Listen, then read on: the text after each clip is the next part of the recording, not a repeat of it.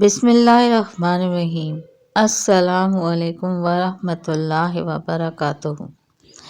ابھی آپ کے ساتھ میں جمعے کے دن کا ایک خاص عمل شیئر کر رہی ہوں۔ یہ الحمدللہ ہمارا شوال کا آخری جمعہ آ رہا ہے، تو آخری جمعے کی بھرپور رحمتیں اور برکتیں حاصل کرنے کی کوشش کریں۔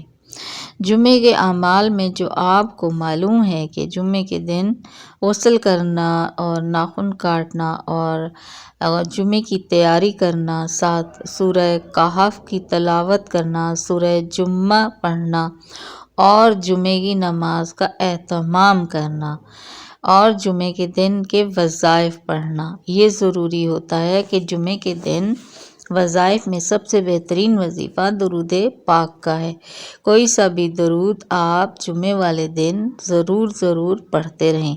دیکھیے سب سے آسان صلی اللہ علیہ وآلہ وسلم یہ بھی ہے، تو آپ جمعے والے دن اس کو بھی پڑھتے رہیں۔ اب چلتے ہیں جمعے کے دن نماز عصر کے بعد ایک خاص وظیفہ۔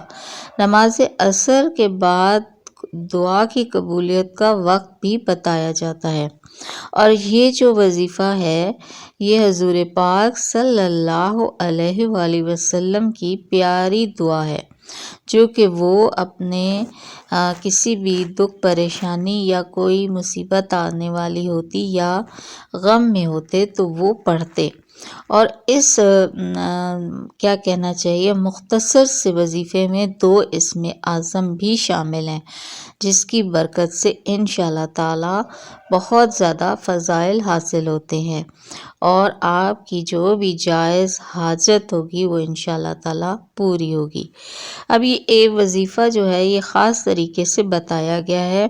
کرنا یہ ہے کہ صرف جمعے والے دن آپ نے نماز عصر کے بعد جو ہے اول اور آخر 7 مرتبہ درود شریف پڑھنا ہے، اور اس طرح پڑھنا ہے کہ آپ نے 7 مرتبہ درود شریف پڑھا، پھر آپ نے 7 مرتبہ ہی آیت الکرسی پڑھنی ہے، اس کے بعد آپ نے 100 مرتبہ یہ حضور پاک صلی اللہ علیہ وآلہ وسلم کی دعائے مبارک پڑھنی ہے۔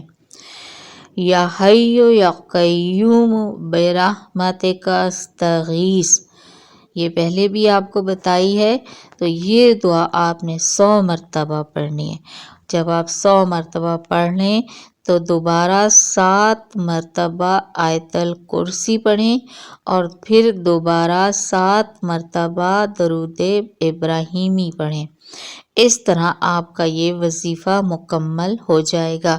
یہ خوبصورت دعا کہ اول اور آخر 7 مرتبہ درود پاک اور آیت الکرسی 7 مرتبہ پڑھنی ہے، اس طرح سے یہ خاص طریقہ وظیفہ بن جاتا ہے۔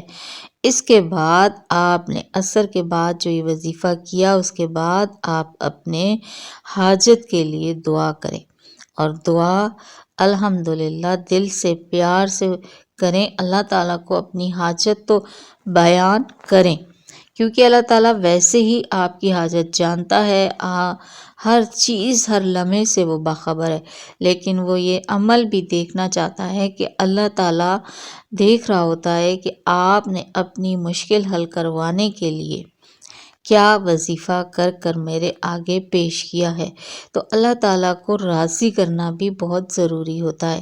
جیسے ایک بچہ اپنی بات ماں باپ سے منوانے کے لیے کیسے کرتا ہے، ماں باپ تو الحمدللہ ہر ضرورت پوری کوشش کرتے ہیں کہ اس کی پوری کر دیں، لیکن بچہ ضد کر کے بھی اپنی خواہش کو پورا کرواتا ہے۔ تو ہماری کوئی مشکل ایسی ہو جو جائز حاجت ہو، تو اس کے لیے بھی ہم اللہ تعالیٰ کے حضور اپنا وظیفہ پیش کرتے ہیں، اپنی تسبیح پیش کرتے ہیں، پڑھتے ہیں، تاکہ ہمارا دل، ہمارا جو اپنا دل دماغ ایک جگہ پر آ کر سکون کی حالت میں آ کر مکمل اللہ کی طرف متوجہ ہو کر دعا مانگی جائے۔ تو اس کے لیے یہ وظیفہ ہے، آپ اس وظیفے کو اپنی کسی خاص حاجت کے لیے ضرور کریں اور انشاءاللہ تعالیٰ آپ کی وہ حاجت ضرور پوری ہوگی۔ اور اس وظیفے کو آگے شیئر بھی کریں، لائک اور کامنٹ بھی کریں۔ شیئر کرنے سے انشاءاللہ تعالیٰ اس وظیفے سے آپ کو کوئی دوسرا کرنے کا فائدہ بھی حاصل ہوگا، ثواب میں آپ کا بھی برابر کا حصہ ہوگا اور صدقہ جاریہ کا ثواب بھی جاری ہو جائے گا۔ مجھے بھی دعاؤں میں یاد رکھیے اور اللہ تعالیٰ آپ کی تمام جائز حاجات کو قبول فرمائے۔ آمین ثم آمین یا رب العالمین۔